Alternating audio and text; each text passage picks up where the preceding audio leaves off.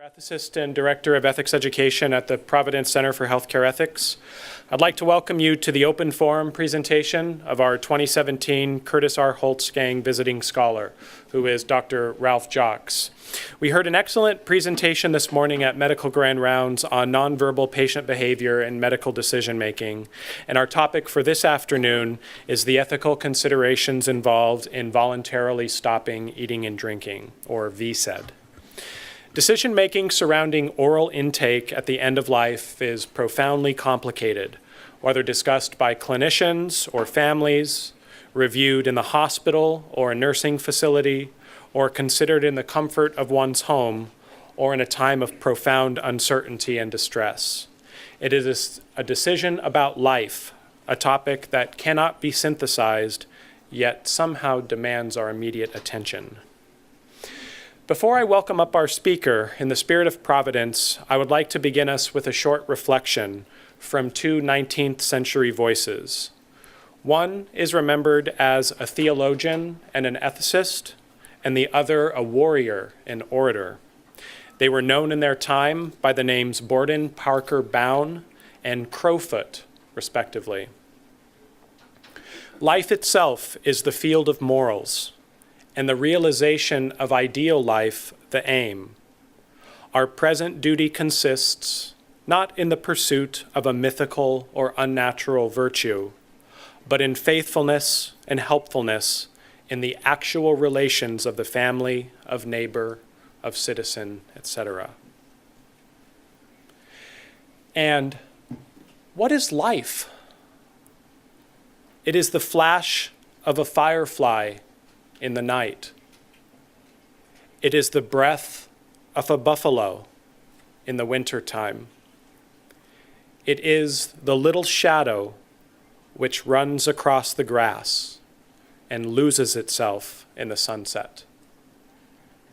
May this ground us as we approach our conversation together. Dr. Ralph Jocks is Associate Professor of Geriatric Palliative Care at Lausanne University Hospital, Switzerland, and Assistant Professor for Medical Ethics at the University of Munich. His research activities focus on end-of-life decisions, geriatrics, ethics, and clinical ethics consultation. He studied medicine at the universities of Freiburg, Munich, and Harvard. Dr. Jocks is also a trained philosopher and studied at King's College in London. He is board certified in neurology and palliative care and is also a certified clinical ethics consultant in Germany. Would you please take a moment from your lunch and help me welcome Dr. Ralph Jocks. Thanks. Thank you so much, Kevin, again for your lovely introduction. It's great that you're all here. Some faces I've seen this morning already, and so please don't stop eating when we talk about this this topic, drinking. Yes, as you said, both as a bioethicist, clinical ethicist, and a palliative care physician, obviously I'm very much interested in all of these end-of-life ethics topics. And over the last several years, we had in our societies in Switzerland and in Germany lots of discussions on assisted suicide, withdrawing life support, but now it's really the topic of voluntary stopping of eating and drinking that is a very hot topic and discussed controversially in our societies, and I think it's quite similar here, because last year I think in November there was a conference in Seattle, first national conference on VSED. I couldn't be there, but I read some of the articles.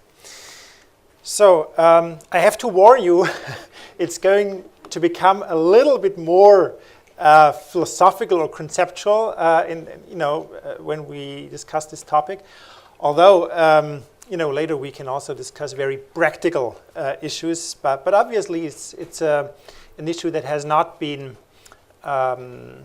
reflected on and conceptualized a lot. So it's quite a new topic, I would say, at least in the bioethics or clinical ethics area. So I also start with a case. I don't know whether you're familiar. Has any one of you read about this gentleman, a British? Yes, you know it. So Tony Nicholson was a gentleman in the UK. He was an engineer and a very sportive guy. I think he was a rugby player, skydiver. He had 2 daughters. And when he was in his 50s, he suddenly had a stroke.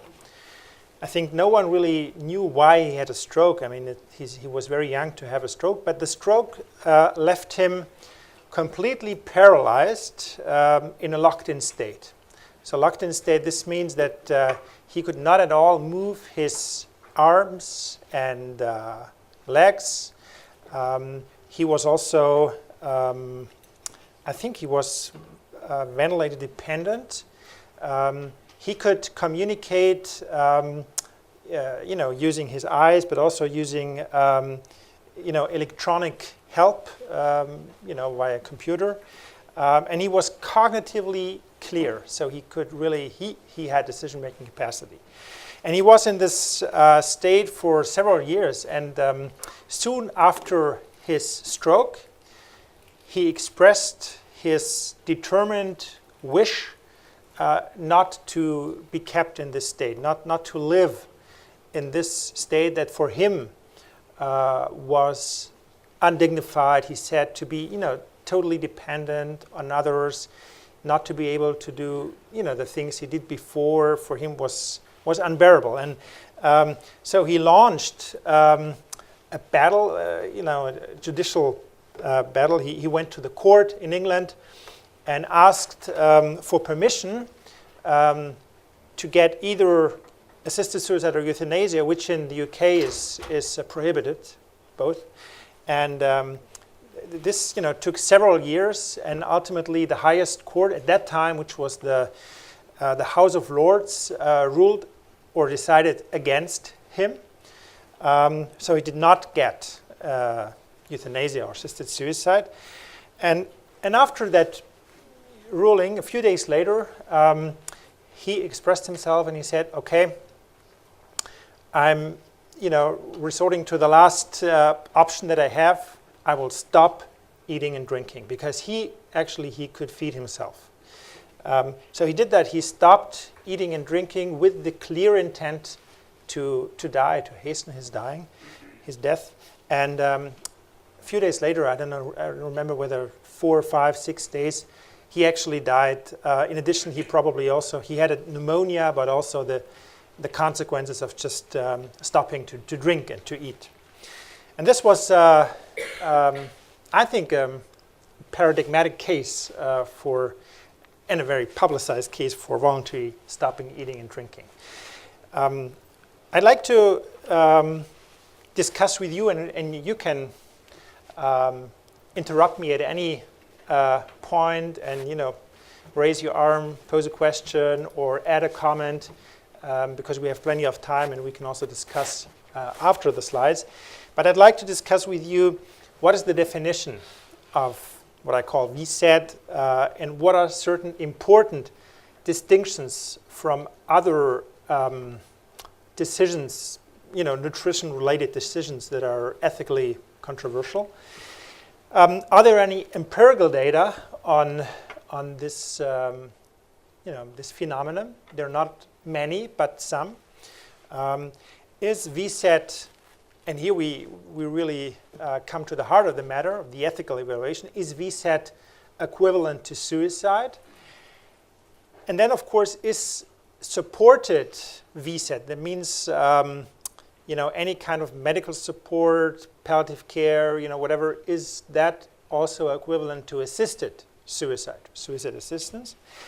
And then I will conclude with the question whether there is something like an anticipatory VSED or VSED directive. And I will also discuss this case that happened here in Oregon, in southern Oregon, I think last year, the court case. So voluntary stopping of eating and drinking, it's interesting that there are also other terms that have been used in the past or are used in other countries. So I think voluntary refusal of food and fluids is not very precise because it doesn't characterize that it's the drinking and eating of the person himself. Food and fluids could also include artificial nutrition and hydration. So I think it's a bit vague, the term. There's also the term voluntary starvation, which of course has some connotations with different kinds of starvation. People who do not have the means to nourish themselves, who starve in poor countries or in very desperate situations.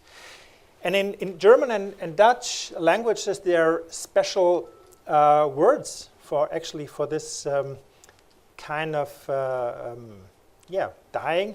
In German, it's called Sterbefasten. It could be translated with fasting to death, or death fasting. And in Dutch, versterven, it's also kind of dying by starvation.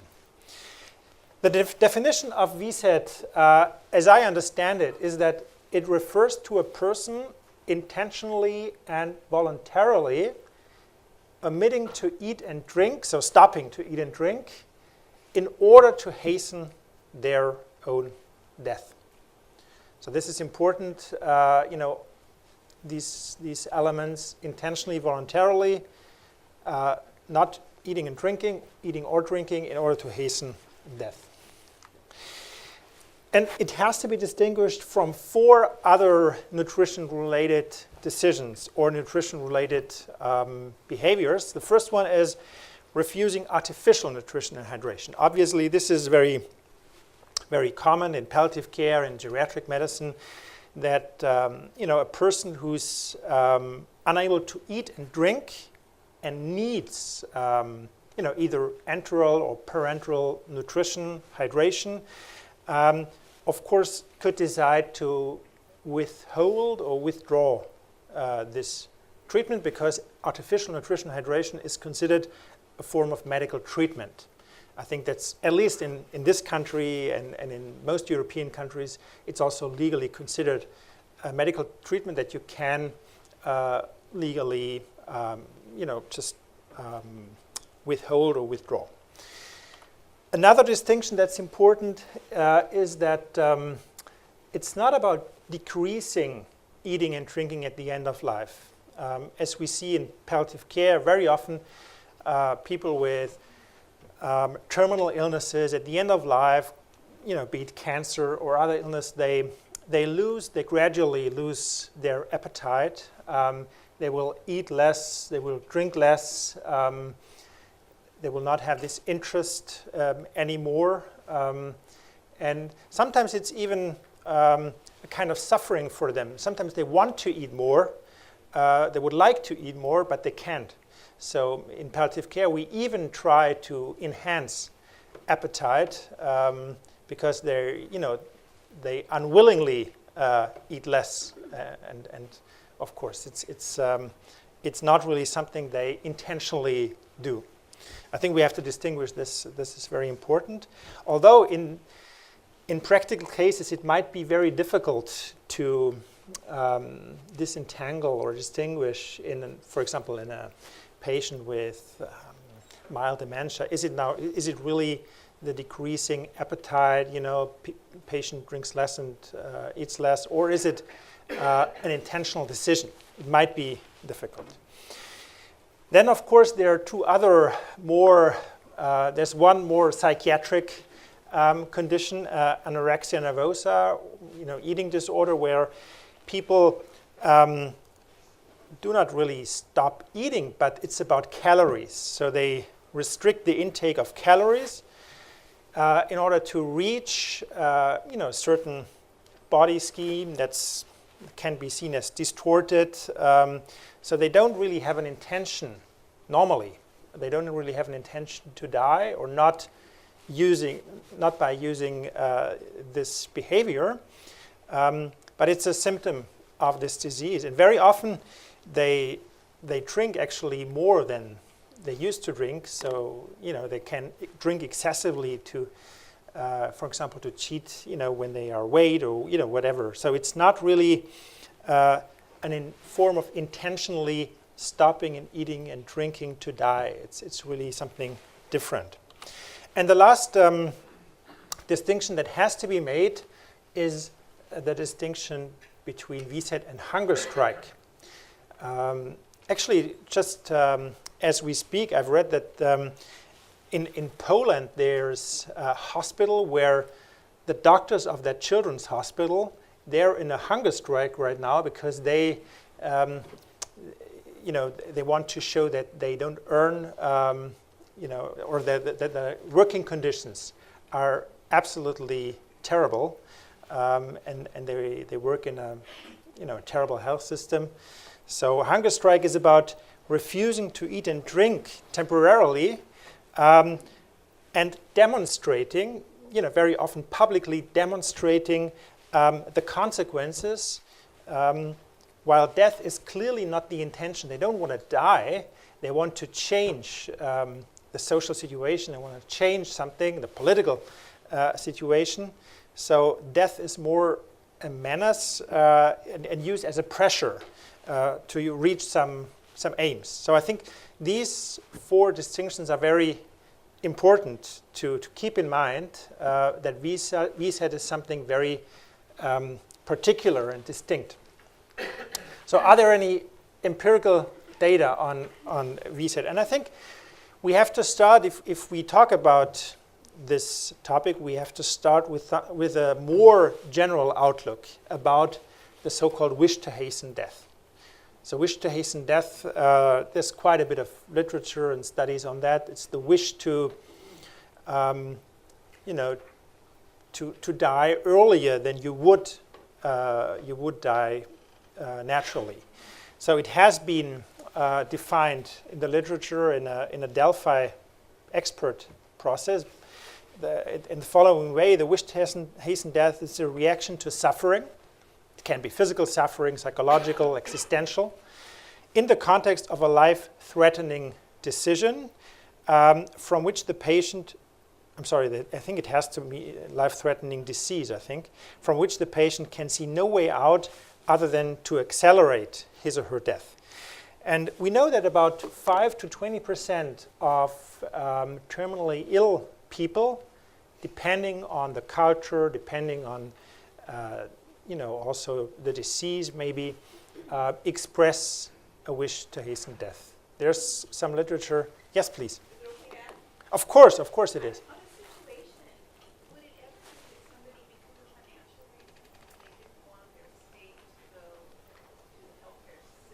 Yeah. It's a good question. I don't know any literature that has showed that there is a wish to hasten death for financial reasons. Maybe it's because people didn't dare to study that and to ask people. We know that it might be due to the fear of being a burden to others, but that's more meant like an emotional burden to the family. But I'm sure it could also be a financial burden, I'm sure. So the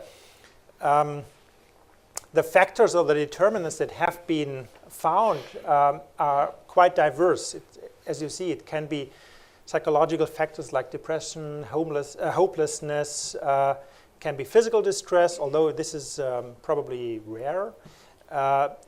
Very often loss of meaning, loneliness is quite often, and also spiritual distress. Spiritual distress or existential distress is a concept that's not well studied yet. And I think what's important is that you may have seen this with the case of Tony Nicholson.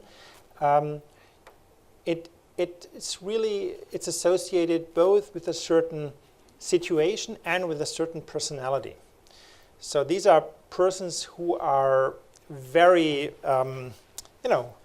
self-determined. They want to control their death, the time of death, the manner of death, but also certain situations. And I think it's very hard. Probably every one of us in this room could be in a situation potentially, which we cannot imagine perhaps, where we have these ideas. So I think it's not only about the personality, it's also about the situation. So is VSET a modern phenomenon or not? There's one hint that even in like 2,500 years ago in Greek antiquity, there was VSET already, because we know that the pre-Socratic philosopher Democritus, as his life was described by Diogenes Laertius, he described that when he was dying at the age of 109, I think, whether it's true or not, I don't know, but that he did not eat and drink. And then, because his daughter did not want him to die on a special day of celebration, religious celebration, that he would eat some honey just to stay alive, and then afterwards, after that celebration, he again stopped eating and drinking. So that's just one hint that it could be actually quite old. Is it frequent?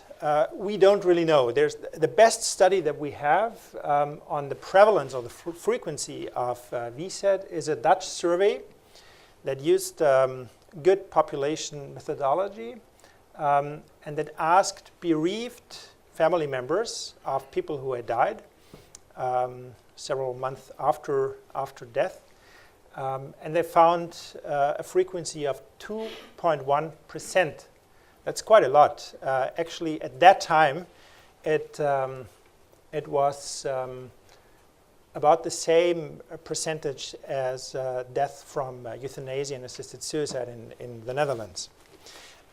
It may be overestimated. It may also be the fact that the Dutch population is very liberal in this regard, that they may have known this manner of dying. It may be, the numbers may be smaller here, but there's no good study. There's one study in Germany there was a survey of general practitioners, primary care physicians, and palliative care doctors, I think 2 years ago, where they reported, 61% reported that they had at least one case in the past 5 years of their professional work where patients resorted to VSET. So it's rare, but these people, once in a while they encounter it. And the motives, that's an Oregon study. You may know Linda Ganzini from the Oregon Health and Science University, a psychiatrist, who showed, while doing a study in nursing homes, I think, or in hospices, I think, asking the nurses that, the motives were very similar to assisted suicide: low quality of life, loss of meaning in life, wish to control time and manner of death. So what do we know about the course? If people embark on this road, we know that if someone completely stops eating and drinking, he or she will usually die within 2 weeks. It depends on obviously, the age and the physical health of the person, the organs. Usually, it's the renal insufficiency and the hypovolemic state that causes death after about 1 to 2 weeks. If some hydration persists, so if people continue to drink a little bit, this could prolong the process very much. So there are some reports about 2 months, 3 months. We even know from people on hunger strike, when they drink, that they can be on hunger strike for up to a year. I mean, that's extreme. But that's important to know for these patients. The survey of Linda Ganzini also showed that the hospice nurses rated this kind of dying as a very peaceful one. So there was this score, the numerical rating score from 0 to 9. And 9 would be, very peaceful, and 0 not at all. So it was 9. It was 8, the median. This means quite peaceful according to their experiences. What is the explanation of this? I think the explanation is, and the palliative care physicians know, and palliative care professionals know it, that dehydration can release endogenous hormones that are called endorphins that raise, the mood level and may also have analgesic effects. So it may actually be something that evolutionarily developed by evolution, an interesting concept. So are there any complications? Yes, there are, and reports about VSET are very different. Some of them report, okay, it was a very peaceful death, nothing happened, no symptoms, no problems. Others report about apathy, fatigue, also some central nervous system symptoms like delirium, insomnia, anxiety, up to psychosis, maybe even seizures. Because if you continue to drink and you don't eat, you may come into a situation where thiamine, vitamin B1 is depleted, and this can cause some CNS symptoms. So in this case, is obviously palliative care, symptom care is needed. Mouth care is always important, but it may also be important to have additional medications like antipsychotics, sedatives, etc. So that's just to the what we know empirically about the motives and the course. Now I think the interesting part, at least for the ethical analysis, is how should we deal with that phenomenon. VSET is nowadays very often embraced and maybe even proposed as an alternative to assisted suicide or to euthanasia. Especially by certain organizations like the International Association of Hospice and Palliative Care, the European Association of Palliative Care, American College of Physicians, American Society of Internal Medicine. They all have issued certain documents saying that, okay, VSET is superior to assisted suicide, euthanasia, it's less problematic. But still, relatives and physicians are uncertain whether any kind of help or palliation amount to assisted suicide, and in what way they can be involved in that process.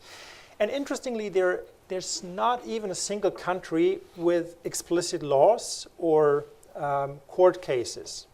I didn't encounter any case here in the US or in Europe. So it's really an area where there's, interestingly enough, no law. And I think for the ethical analysis, we have to ask ourselves two questions. The first is voluntary stopping of eating and drinking equivalent to assisted suicide? And the second is medical support equivalent to suicide assistance? I will start with the first one. And here, of course, we have to start from the general definition of suicide, which is, for example, by the World Health Organization, that describes suicide as the act of deliberately killing oneself. What does it mean? There's an act of taking one's life, but act can also be passive, both in law and in philosophy, but also in just ordinary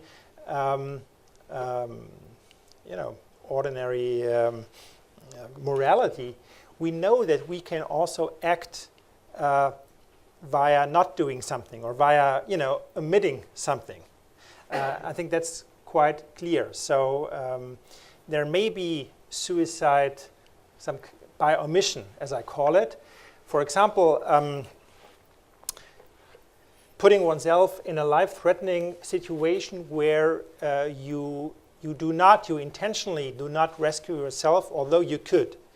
There have been people, going in water, in traffic, skydiving, whatever, where what can be qualified as a kind of passive or suicide by omission. And then in the definition, the second element that's key, I think, is the intention, the deliberate intention to hasten death, to bring about death. I think that's clear. If there's no intention, then it's not a suicide. And the third important element that's more implicit is that it's not about foregoing life-sustaining medical treatment.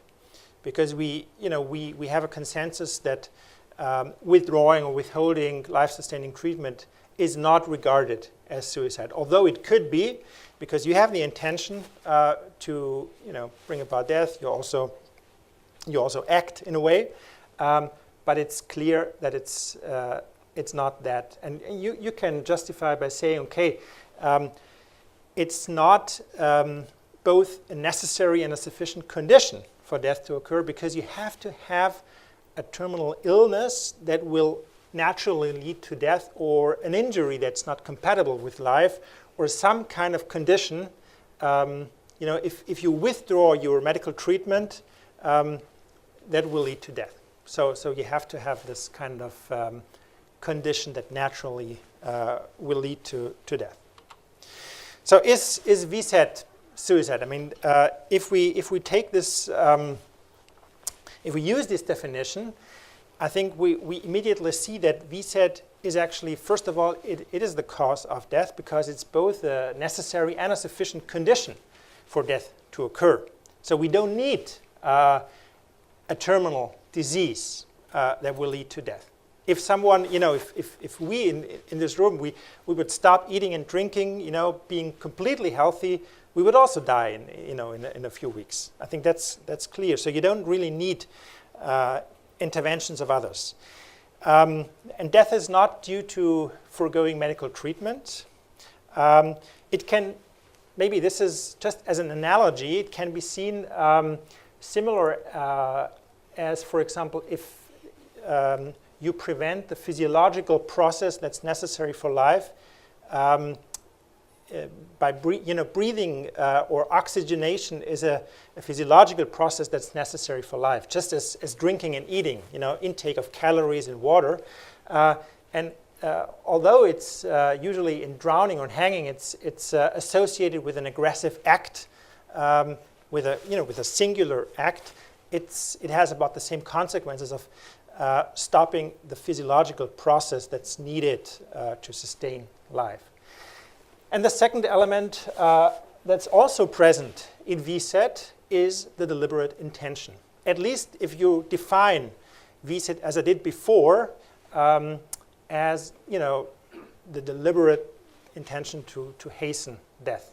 And it's very often it's evidenced by the patients who verbally express this. They even write advance directives saying that, okay, these are the reasons why I chose this way of dying, please accept that. And then they need the resolve to continue over several days on this journey. So VSAT, in my mind, has to be considered a form of suicide. Now the question is there not a difference between what we usually call suicide and VSAT? I think, yes, there are some intuitive ideas. Why does it why isn't it counterintuitive to speak of suicide? I think, first of all, we have to see that normally suicide is an aggressive and invasive act. So we have like a weapon, or something that's really is aggressive, that's invasive into our body. And this is not the case with VSAT, obviously. And the second distinction is that VSAT appears very natural because, as I showed you, it takes several days to weeks. It's this kind of dehydration that is also present in a lot of natural forms of dying. So it can appear very natural. It's that protracted course that is also reversible. So in the first few days, of course, the person can always make the choice to resume eating and drinking. And some of them do. So this initial reversibility is also, I think, a key feature that distinguishes it from most other forms of suicide that are very, very, very quick, and they cannot be reversed in any way. And the last thing is that it requires, what I've already said, quite a amount of resolve and endurance by the patient. And this can also be seen as a safeguard against impulsive suicide acts. So I think while the general suicides that we know by shooting or hanging or whatever, it can be the result of an impulsive decision. I think it's very hard to imagine VSAT as an impulsive decision. I've never encountered that in any report. So usually it's very well planned and reflected before. So the conclusion would be that VSAT is a special form of suicide with unique characteristics. And it may be ethically preferable, but for example, to assist to other kinds of suicide or even assisted suicide, but it depends on how we evaluate these unique characteristics, because some will say, okay, the last characteristic, for example, it's a safeguard against impulsive behavior, but others would say it also places an enormous burden on relatives and families, to accompany that that process over several days or weeks. And the second question now, if we establish that it's a kind of suicide, is medical support or any kind of professional support, maybe even family support, is it equivalent to suicide assistance? Obviously, it's an important question because in jurisdictions like this one, many others, the legal evaluation will also hinge upon whether it's seen as a suicide assistance or not. So I think it's an important question to ask. And now I'd like to distinguish different cases and present some cases to you. And in general, there are two cases. There are cases where the support is not related to the decision for VSAT, and there are other cases where the support is closely related to that decision of the patient to do or to resort to VSAT. And I will distinguish 4 cases. So the first has 3 scenarios, and then 1 scenario for the last category. But first, I start with a classic scenario of assisted suicide that you may be very familiar in Oregon. Rosamund Z, a 76-year-old retired gardener who suffers from amyotrophic lateral sclerosis for 3 years. She has already lost much of her arm and leg functions and mobility, and she also needs, during night, non-invasive ventilation. After several months of reflection and discussion with a family and a primary care physician, she decides to request assistance in suicide under, in this case, the Oregon Death Dignity Act. Her physician understands her view and prescribes the lethal medication, respecting all legal conditions that you know very, very well. Rosamund needs help of her doctor and family members to prepare the lethal medication, drinks it using a straw, and dies peacefully. So this is, I think, a classic case of physician-assisted or assisted suicide. And what it shows is that 3 elements are key for assisted suicide, if you understand it this way. The first is that without the assistance, here especially the assistance of the doctor who prescribes the drug, the suicide would not or could not occur, at least not in this way. Otherwise, the person would not ask for it. This also means that the assisting act is instrumental to the suicide, and I just depicted it here in this, this graphic down there, that it's really a kind of a condition for hastening death, a necessary condition. And the third element is that the assisting person, in a way, condones or at least partially shares the intention or understands and accepts the intention of the patient to hasten death. Otherwise, he or she wouldn't do it, because there's also the, always the possibility of conscientious objection or not doing it. Now we come to the scenarios of VSAT, and then we ask ourselves the question whether it's similar or not.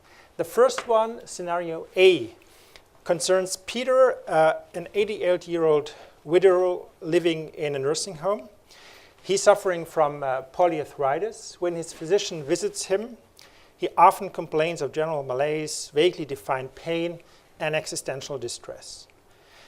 After the death of his wife 2 years ago, he says that there's no reason anymore for him to stay alive and that he's waiting for death to come. His physician informs Peter about VSAT and encourages him to seize this option of dying, and he didn't know of that. He calms Peter's concerns and assures him that VSAT is a safe and peaceful way of dying. 1 week later, Peter has died by VSAT. So I call this scenario encouragement. You can also call it differently, because in this case, the physician approaches the patient who didn't know about VSAT and informs him about VSAT and encourages him to choose this option. And I would say in this scenario, it's relevantly similar to the first one on assisted suicide, because without the doctor's encouragement, Peter would not resort to VSAT or not hasten death at all. He would not know it.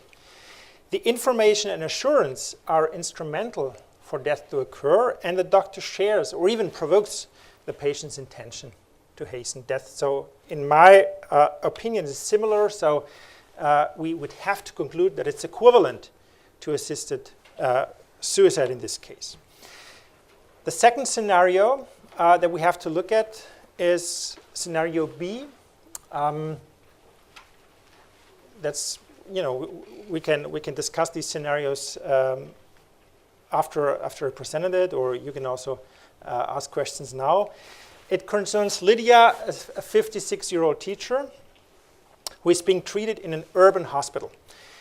She has advanced metastatic ovarian cancer with intensive abdominal cramps, nausea, fatigue. And as the situation fails to improve, she informs the healthcare professionals about her intention to use VSAT in order to hasten death. So she has read about it.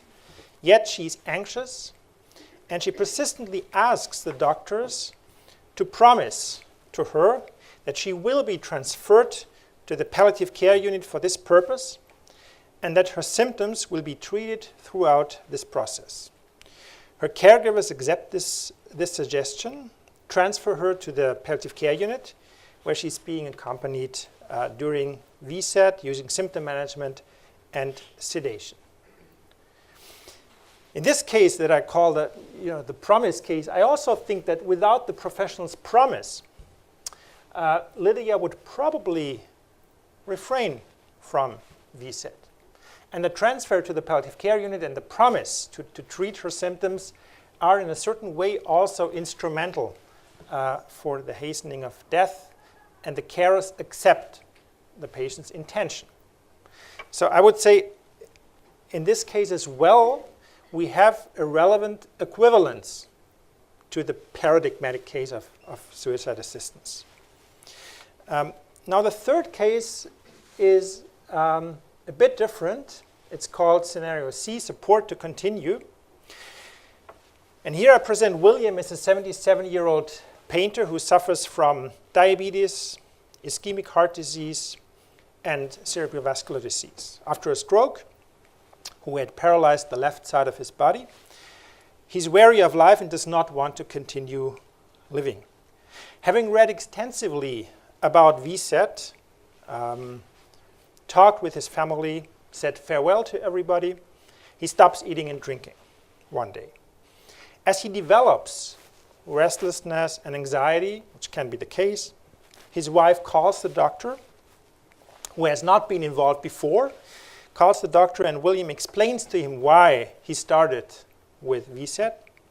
He says he cannot continue with his self-determined dying if his doctor did not give him sedating medications to ease these symptoms. So the doctor agrees and sedates him until William dies 2 days later.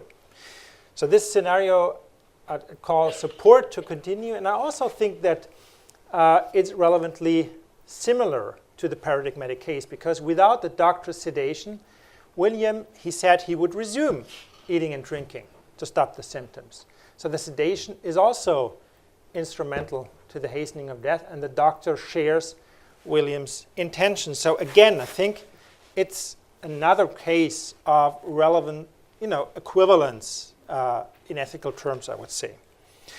And then there's another case, that's also highlighted in blue because I think it's not equivalent. That's about Dorothy, an 85-year-old former professor of antique philosophy.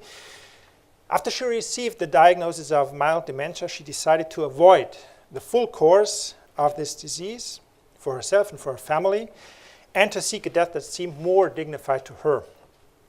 Nevertheless, she wanted to pass away quietly and slowly, so she embarked on VSET at home. Her sister, with whom she lived, witnessed some suffering on the third day, fatigue, pain, restlessness. Dorothy informed the doctor that she was adamant about continuing VSET, irrespective of any symptom treatment or not. The physician, who was personally against assisted dying, was relieved, there's a knee is missing, and treated her symptoms until Dorothy's death. In this case, you see, I think that the support is not related to the decision of Dorothy. I think that without the physician's symptom management, that's just a hypothetical reflection, but Dorothy would have continued VSET and died anyway. We can discuss whether there is an obligation, of course, to care for a patient and treat a patient, but in generally, I think even without the treatment or the support, she would have continued. Symptom treatment was not instrumental for death to occur. This is depicted down there. And the physician did not really share Dorothy's intention, but he wanted to relieve her distress irrespective of the decision for VSET. So I think it's not exactly equivalent to assisted suicide. Summing up, I think we have seen that in at least some realistic cases, medically supported VSET amounts to assisted suicide. And that means that the ethical evaluation and also the legal regulation, I think, should in a certain way be consistent with assisted suicide, and should consider these different scenarios or situations. Of course, I think there are good arguments for both sides, for allowing a practice like VSET, maybe also depending on the perspective for placing certain safeguards. But if we want to be consistent, I think we should see it really together with assisted suicide. And if we want to ensure voluntariness, information about alternatives, and the prevention of misuse, I think these are all good arguments, as they were for assisted suicide, to introduce some kind of safeguards or controls or conditions. So this is just, I think there can be a case made for a kind of regulation. It doesn't have to be a legal regulation. It could also be like a professional regulation, by professional codes. But there's actually not a lot of regulation or conditions or safeguards at the moment. So before I come to the last part, which is a bit different because it concerns this advance decision, maybe we stop here, and I invite you to give your comments, to comment on the issues and pose questions. Yes, please.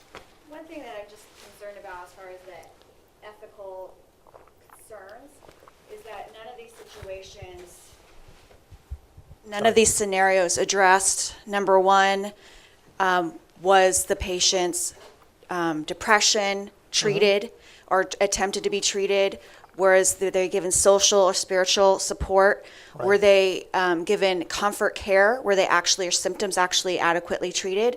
And were they even offered, comfort care only, meaning, for instance, the man with locked-in syndrome, when he got a pneumonia, it was an if, and he probably would have gotten that pneumonia regardless, that just give comfort care, no antibiotics, he probably would have died way before the court case ever made it to the courts.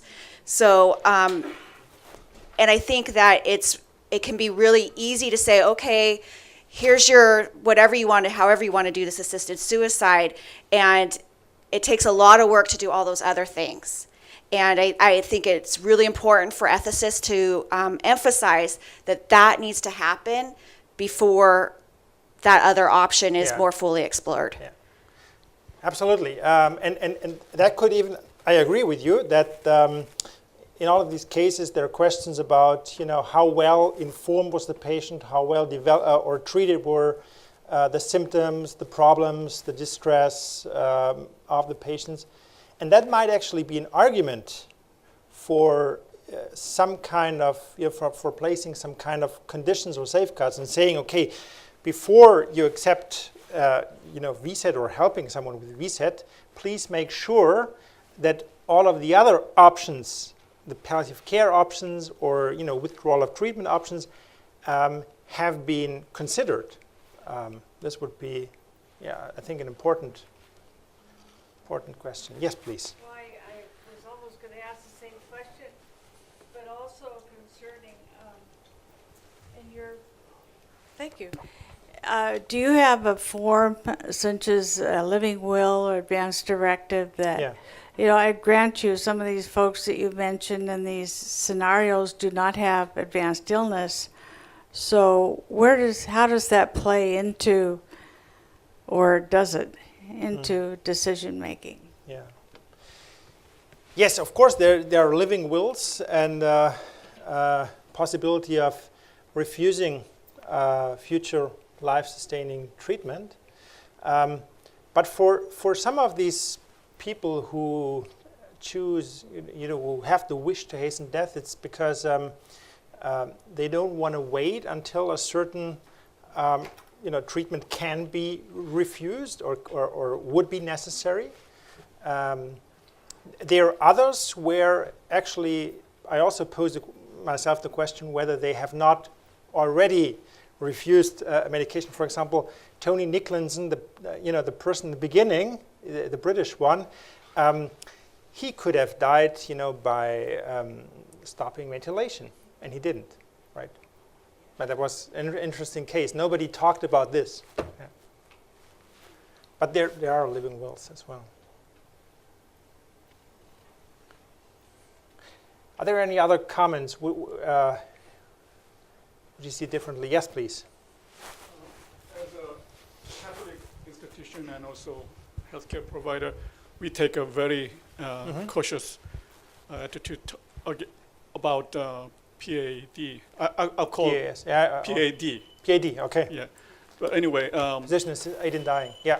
You personally believe that VSED can be a viable option instead that may replace or substitute PAD? whether I think it can be an alternative to PAD. Yes, I think that's exactly the question. I think some of the scenarios, of course, like for example the last one, but also others, and some of the characteristics of VSET distinguish it from PAD or physician aid in dying. But we should also be careful not to,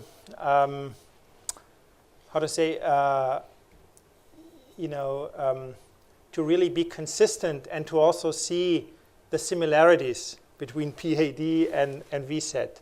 For example, the motives, are very similar. The intention of the person.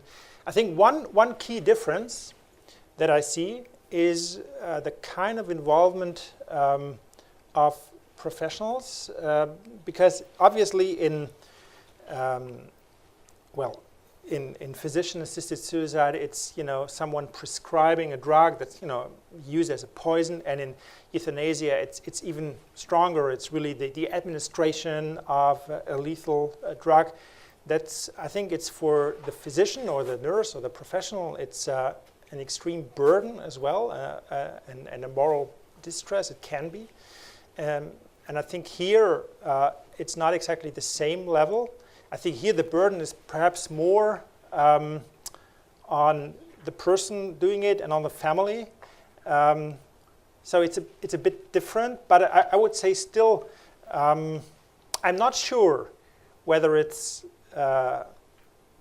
there's this absolute difference that makes it a legitimate option for a Catholic healthcare institution, while the other options are not.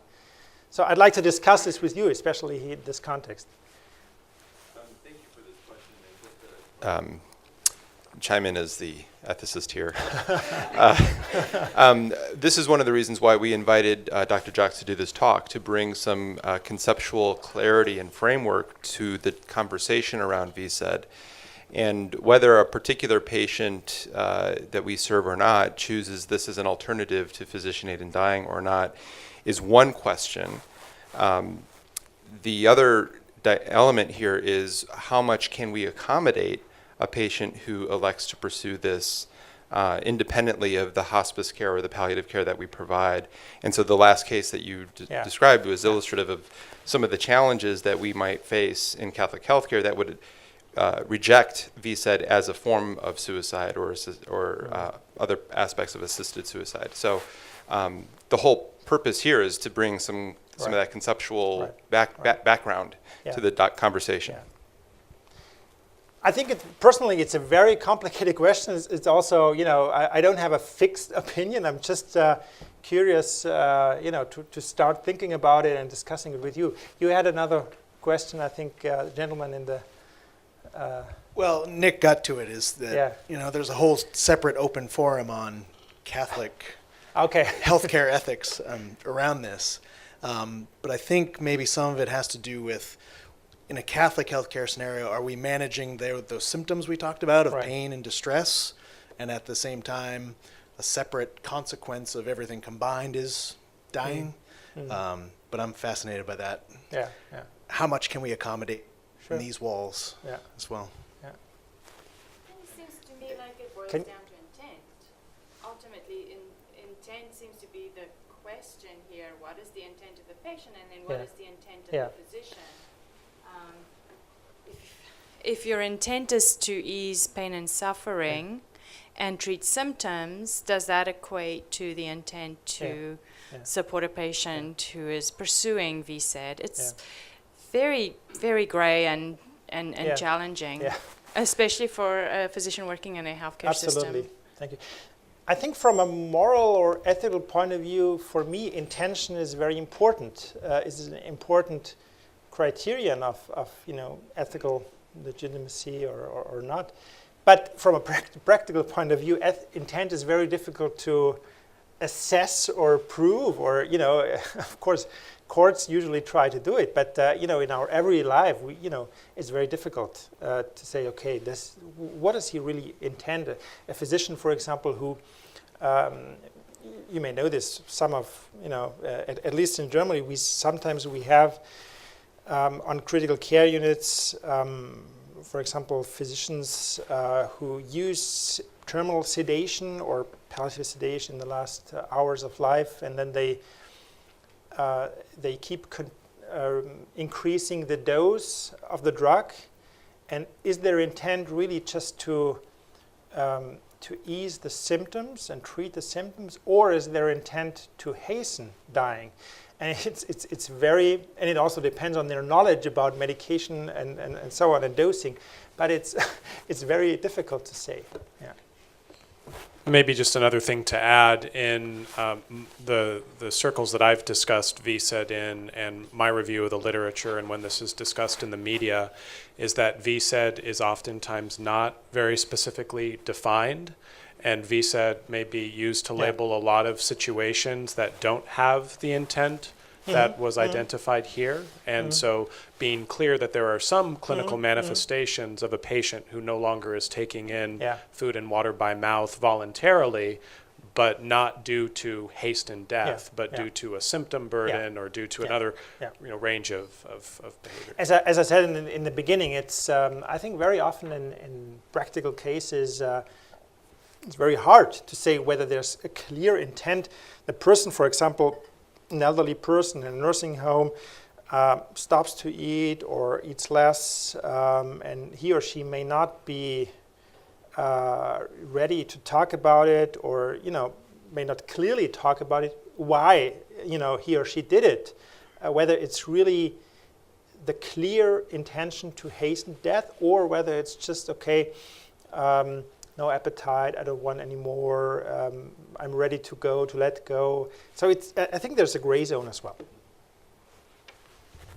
I was interested in that Catholic healthcare context as well. Actually, a friend of mine had, in his early 50s, had a terminal colon cancer, and his original intent was to do physician-assisted suicide, but ironically ended up in a Providence facility for hospice care. And then chose, I think, to do something like this. What I don't know is how much supportive care was offered to him or provided in the course of that. So that was an option that, at least in that context, was workable for him. Yeah. Absolutely. Yes, please. Yeah, I have a question just about, I guess, logistically or operationally, if a patient voluntarily stops eating and drinking, sort of what the flip side of that would be. I mean, I understand we may not encourage them or promote it or support it, but we don't want to abandon the patient either. Exactly. And I guess operationally, we're not going to force feed them, I guess is my question. So how does this play out then if we don't want to, as a Catholic institution or whatever, promote this as or see it as suicide, then I just don't know what the flip side of that is. Very good question. So I just repeat, practically, operationally, how should we deal, especially as a Catholic institution, with someone, because we cannot force feed someone, who decided to go with VSAT. Should we abandon him or not? I think you're absolutely right. These are all kind of, models of thinking to kind of approximate a little bit, the ethical evaluation, the ethical question. But I think, it's the question, the general question, whether as a society we should allow it and we should place certain safeguards or regulate it in a certain way. And then as a physician, as a nurse, as a caregiver, I think obviously we have the obligation to care for the patient, to accompany the patient, irrespective of what the patient has decided to do. And of course, not to force feed someone, clearly. And if someone has, I think, suffers, then of course I would help him or her. I would just wanted to point out that there are certain downstream or upstream events of support, like, for example, encouraging someone, informing someone not in a balanced way, about this, that can influence the decision of the person. And maybe we have to be honest to ourselves that it's not only about caring for someone, for symptoms, for problems, it's also about the question, what is our intention as caregivers? Do we want to support not only help the suffering of the patient, but also support the decision of the patient or not? I think there's the general ethical questions, how to deal with it and how to regulate it, and then there's the practical question in the individual case, which might be different. That's true. But the situation is easier, obviously, for someone, with assisted suicide, because it doesn't have the symptoms. It's quick, and people really don't need palliative symptom care in that moment. So it's easier for that situation. And in the midst of, we are often over-treating some patient populations, patients with advanced diseases. And so, we don't abandon those patients when we know that they have a 60% mortality with a certain surgery. And we're in a system where we are treating patients are living longer, but also there's more of a burden of suffering for people. And I think when you add any treatment, you have to wonder about what is the benefit going to be. So maybe, thank you very much for all of your comments. Maybe I just advance with a few slides on this specific problem, and then we can discuss that because it concerns the Oregon case of Nora Harris that you may be aware of, like a woman with Alzheimer's disease, I think in Ashland, Southern Oregon. She lived there in a care facility, and she had an advance directive where she was refusing artificial nutrition and hydration. And this is very common, the form, you know it, I refuse feeding tubes, etc. Now, she did not have artificial nutrition and hydration. She was spoon-fed by the nurses in that facility, and the husband, he opposed the spoon feeding by the assisted living center, saying that it would not be in her, or according to her preferences, she would not want to be kept alive by spoon feeding. And he also held that she would not, or the same was supported by the daughter and two friends. And on the other side, the court and the court-appointed legal representative argued that Mrs. Harris, she opened her mouth and she swallowed herself because she was not force-fed. So they were just putting the spoon in front of her mouth, and she was opening the mouth and swallowing. They were using some visual cueing or language in order to make her eat, but she was not really force-fed in that regard. And then the question was raised if she had included the refusal of spoon feeding in her advance directive, in her living will, as it is possible, at least proposed in some documents in Washington State, for example, would it be ethically right not to offer her food at all? And that's a difficult question, I think. And in thinking about this question, it's related to VSAID, but it's not exactly the same. I just wrote down a few, just reflections and thoughts. I think, first of all, we can all agree that competent persons can refuse medical treatment. And I think we could also agree that this is justified by the basic human right to self-determination and non-interference with our bodily integrity, our private life. I think we would all agree with that.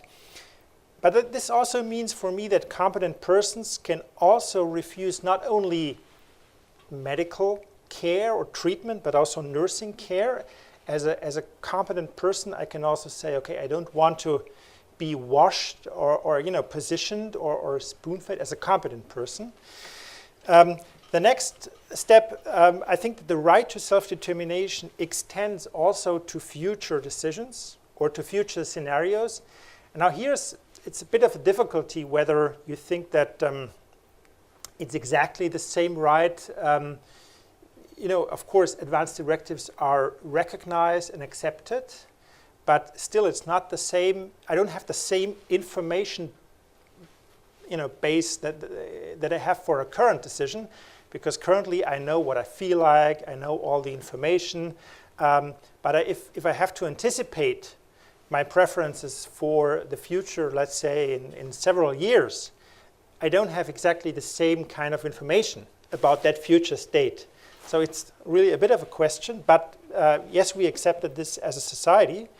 And we also think that autonomy should be maximized by really well informing and counseling patients using advanced care planning. So I think in the end, if I think it, to the end, I think that competent persons can also anticipatorily refuse future spoon feeding, I would say. Now the question is, wouldn't refusing spoon feeding in advance constitute some kind of anticipatory VSET? And here I was thinking that suicide as an act of deliberately killing oneself means that the act and the intention are usually, and maybe necessarily, are synchronous. They happen at the same time. So you cannot in former times when you had capacity, there's no kind of suicide in advance, I think, because either you have capacity, you have the intention, but you don't act at that moment, or at a later moment when you have lost your decision-making capacity, you could act, or the act could be done, but you don't have anymore the intention. So I think conceptually there is no anticipatory suicide. It's just impossible. And I think the same would hold true for VSET. According to my opinion, there is no anticipatory VSET. I cannot really intentionally hasten death that will only become realized or effective in the future. That's very, very problematic. So I think I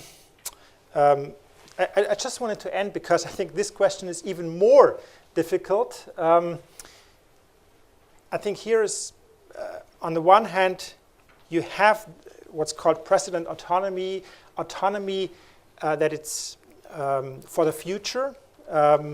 Someone expressing wishes, desires, preferences now for the future that has to be honored. We have to, explore the advanced directive, other statements, look how well informed the patient was.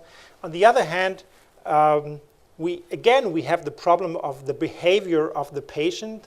If you think of Nora Harris, who was eating and drinking, is it really just a reflexive behavior, or is she eating and drinking, with some kind of joy and some kind of will and autonomy or not? So we have to balance these two again, and also honoring the interests of all carers and others.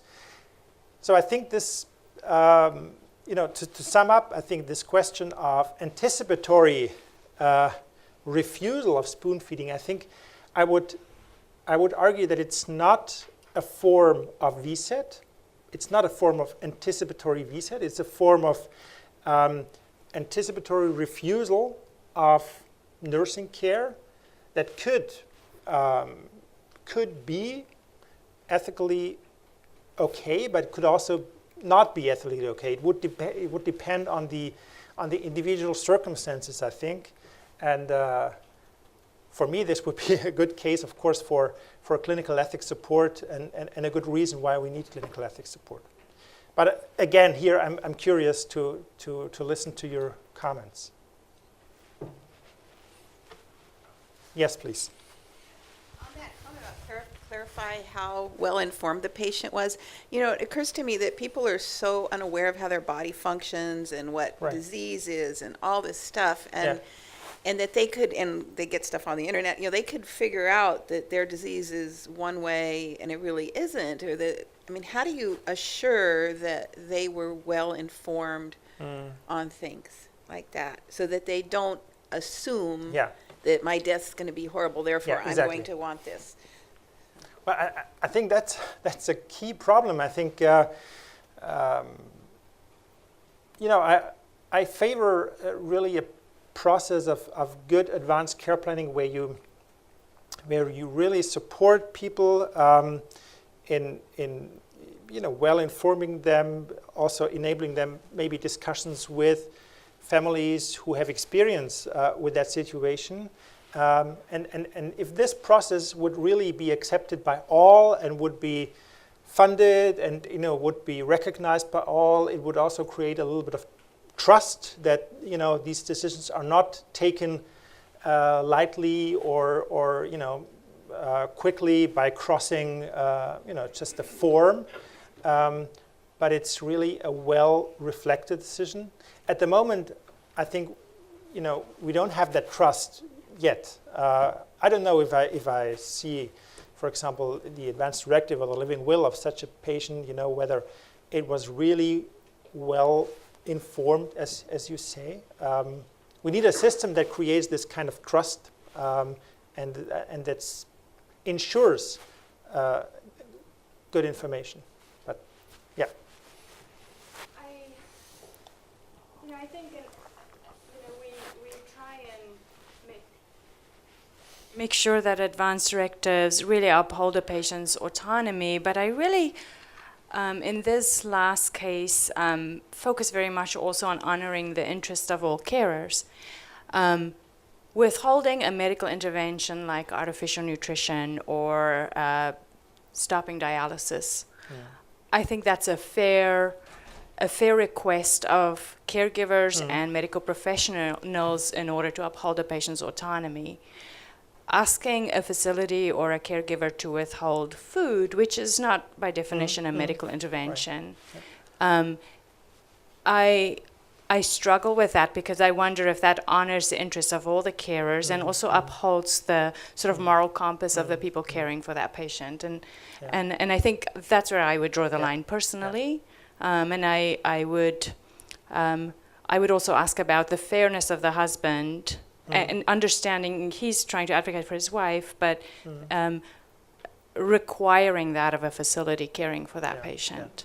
That's why I put this here on the slide, on this balancing exercise, because I think very often it's forgotten that this can place enormous burden on carers. And if we think about the alternative, maybe there's there will be some kind of pneumonia or infection, inevitably coming in a few months, for example. So it's a question of maybe waiting a few months until there's the possibility of refusing medical treatment. Or offering alternatives of Yeah. forks in the road. Right. I think often families feel like they don't have any control here, and and being able to offer alternatives. For example, the patient with the first case Thank you. that you mentioned. Where really an alternative would have been to have a ventilator withdrawal, and that would have been accepted by most countries as acceptable, and yet he chose to withhold food and water. And so you wonder what conversations were held. Yeah. If this husband had been offered the option of next time she aspirates and have a pneumonia, we won't rush her to the hospital, exactly. Would that have given him a sense of control that this is not sort of a never-ending road to torture? Yeah, that's good. Yeah. Kevin, you have a question? given that this case was in Oregon, we've had a lot of opportunity to kind of think through it a little bit, and not that we've necessarily identified any clear takeaways. One of the things that Nick and I have speculated a lot upon is a paradigm where patients may attempt to try to include in their advanced care planning materials a prospective refusal of oral nutrition and hydration, and just at minimum, setting some of the more theoretical concerns aside, which are incredibly important and why you're here, just practically speaking, to try to interpret a direction such as this. I think we all know that advanced directives oftentimes take quite a degree of sophistication to understand what's being said, what lied behind what was said, what was the conversation, and how was that intended to guide future care, and whether the circumstances a patient is now in are sort of aligned with that intent, and sort of all that goes into good palliative medicine, good ethics consultation, and good just care up on the wards. In a situation of writing in to refuse oral nutrition and hydration in the future, just the practical difficulties with at what point would that become operative? So would that become operative with certain diagnoses? Okay, well, what if it's not? And what if a patient suffers a spine injury and becomes a quadriplegic and would need that assistance, right? I mean, that's a different clinical situation than a patient with advanced dementia in a nursing facility. So already there may be some situations where it would be largely medically recommended and appropriate, and maybe others where we would have debate in a civil society. Or say stay within dementia or certain forms of dementia, would that be at the period of diagnosis, or would it be at some subsequent stage of cognitive or motor function impairment? What would that look like? Who would diagnose that? Would there be time trials of spoon feeding? And just the practical difficulties associated therein at least create a degree of, at least as somebody who's called acutely to help interpret advanced directives, I would be very worried about what kind of guidance we could supply in a situation for a patient who had written that in now. So again, a call to making advanced care planning incredibly thorough and Thank you. One of the things that we know about folks who pursue physician aid in dying is that there's a large element of a need and want for control, as most of us have that human need. But there is a particular personality profile that they say they see in folks who request that, and that these are folks who primarily really hope for a sense of control through the end of their lives, as many of us do. But it is really clunky to get physician aid in dying and expensive. And this is just a comment, not a question, but I'm foreseeing that VSED is about to take off. Because when you see how clunky it is and challenging it is to get physician aid in dying, it really is a barrier for many people. And I wonder if part of our discomfort is knowing that actually the best way to control what happens to your body is to not allow anything into it.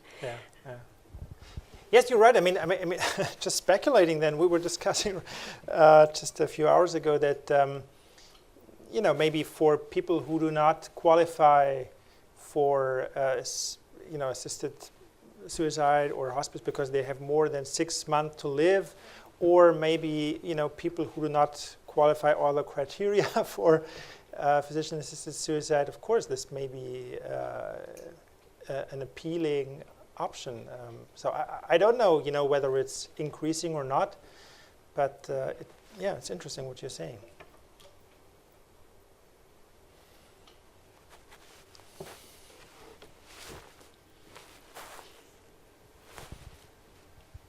This is one of those I don't have an answer or comment kind of things, but I'm similarly concerned about the caregivers. And at what point, like, could Nora's nursing home have said, that's fine if you want to do that, but that's not a service we're going to offer you? We have like extreme examples in our ethics training about things that people ask for that are fine for them to ask for, but there's not a surgeon who's going to do that. And at what point is it, when there are alternatives for that person to get that type of care elsewhere, or an individual caregiver to say, I'm working on the floor and this is a part of this person's care plan that I don't feel good about participating in. And we have to do things we don't like as caregivers all the time, but or that we're uncomfortable with. But where's the point at which you can kind of opt out. It's also a practical question. If someone in a nursing home stops eating and drinking, and the nursing home says, okay, we cannot accompany that, or we cannot care for you. What do? They can just discharge the patient, or there are practical questions as well. I think it's always a challenge when food and nutrition culturally we've attached so much to that. Right. Food is love. Food is social. Food is caring. Food is that nutritional intake is that litmus test for skincare. And when people deviate from that, we as caregivers have a hard time. Mom's not gaining weight. What am I doing wrong? And so I think that kind of carries through some of these choices that people make, whether they place a PEG tube or not, with someone who can give consent. And we run into that all the time with palliative and those kind of issues. But culturally, the way we view nutrition, it's so much more than just intake. That's true. Yeah. So maybe last comment, Melinda. Yeah, I have a personal example.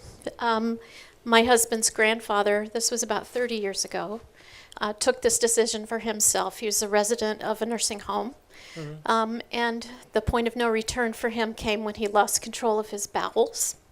He told his family, I'm done, and stopped eating and drinking. The nursing facility handled that by respecting that decision. They brought his tray in at every meal and presented it to him and left it up to him to decide what he was going to do in that moment. He died a week later. So that's just an example. Thank you for sharing this with us. I don't know about that. Yeah. But in fact, there's also a discussion of, at least some in the literature, whether it's, when someone decides, to stop eating and drinking, whether we should continue to, as you said, to bring the tray, or whether it's a kind of seduction or a problem, for the person. But in fact, it also shows that it's not probably not a new phenomenon. It has been there several decades ago, several years ago, and we don't know, how often it's been done and performed. So thank you very much for your wonderful discussion. Thank you. And maybe I'll just offer one little closing remark that Nick and I at the Ethics Center are continuing to think through and sort through this, as there really is kind of limited ethical and theological guidance in this area. So please don't hesitate if, as a team, you'd like to reach out and talk through some of this with us, whether it occurs up in the wards or out in our nursing, at the ambulatory context, et cetera. Thank you.